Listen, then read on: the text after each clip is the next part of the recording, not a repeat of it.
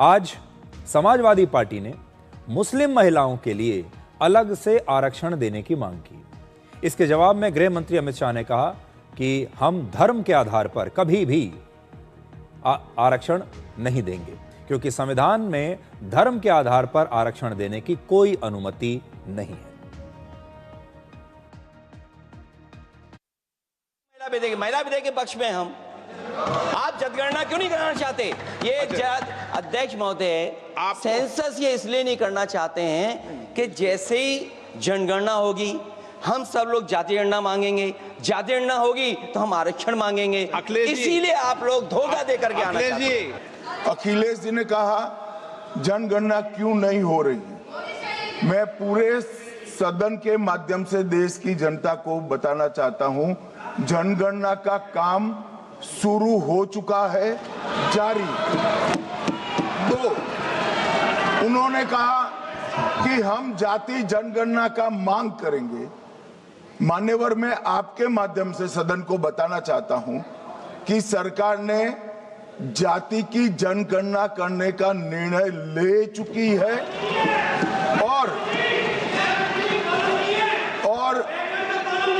आप बैठिए बैठिए बता दो। अरे बैठिए भाई, बैठिए। और जाति के साथ ही ये जनगणना हो रही है।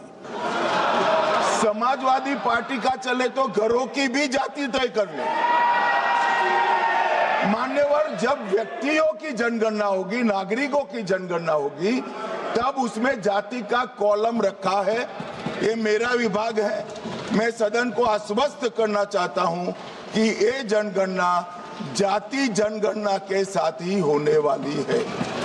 मुस्लिम महिलाओं को आरक्षण की, मान्यवर, हमारा संविधान किसी भी प्रकार के धर्म के आधार पर आरक्षण की कतई मंजूरी नहीं देगा। और मैं फिर से संकल्प सरकार का बताता हूं कि धर्म के आधार पर मुस्लिमों को किसी भी प्रकार का आरक्षण गैर संवैधानिक है, इसका सवाल ही पैदा नहीं होता है। अध्यक्ष महोदय, अनडेमोक्रेटिक बात माननीय मंत्री जी ने कही। हो सकता है उन्होंने धर्म की बात कही हो, लेकिन पूरा देश आदि आबादी को आरक्षण चाहता है। अध्यक्ष महोदय, मैं माननीय मंत्री जी से जानना चाहता हूं, क्या मुस्लिम महिला आदि आबादी में नहीं आती हैं? नहीं होनी ना, देंगे। समाजवादी पार्टी सारी टिकटें मुस्लिम महिलाओं को दे दे, हमें कहां आपत्ति है? हमें कोई आपत्ति नहीं है। तो समाजवादी पार्टी कह रही है कि धर्म के आधार पर मुस्लिम महिलाओं को अलग से आरक्षण मिलना चाहिए, और उसका बिल्कुल सही जवाब दिया है गृह मंत्री अमित शाह ने।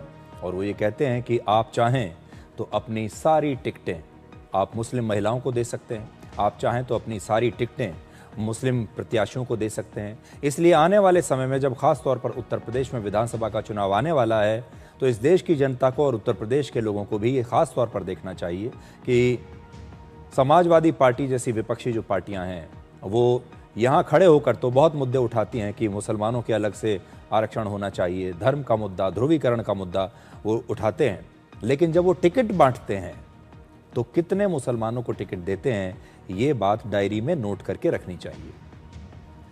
तो जैसा आपने देखा कि विपक्ष इस पूरे बिल को गिरा देना चाहता है। विपक्ष नहीं चाहता कि ये नई सीटों का जो सिस्टम है ये लागू हो, और इसी के साथ जुड़ा हुआ है महिला आरक्षण। अगर ये सीटों का बिल पास नहीं हुआ तो फिर महिलाओं को 33% आरक्षण भी नहीं मिलेगा, क्योंकि जब सीटें ही नहीं बढ़ेंगी तो फिर आरक्षण और कैसे मिलेगा। आज कांग्रेस पार्टी के नेता प्रियंका गांधी ने भी कहा कि उनकी पार्टी इस मुद्दे पर सरकार का बिल्कुल समर्थन नहीं करेगी। दरअसल इसी सरकार ने महिला आरक्षण का जो विधेयक सर्वसहमति से 2023 में पारित कराया था, उसमें दो चीजें थी जो इस विधेयक में नहीं है। उसमें लिखा था कि इसे लागू करने से पहले नई जनगणना और परसीमन कराई जाएगी। अब अचानक क्या हो गया? मन बदल गया, और इतनी जल्दबाजी क्यों? ये हमारे देश की सच्चाई है कि प्रतिनिधित्व का सवाल जनसंख्या के सवाल से जुड़ा हुआ है। जब तक जातीय जनगणना नहीं होती, सभी वर्गों को उचित प्रतिनिधित्व नहीं मिल सकता। ये अनिवार्य है।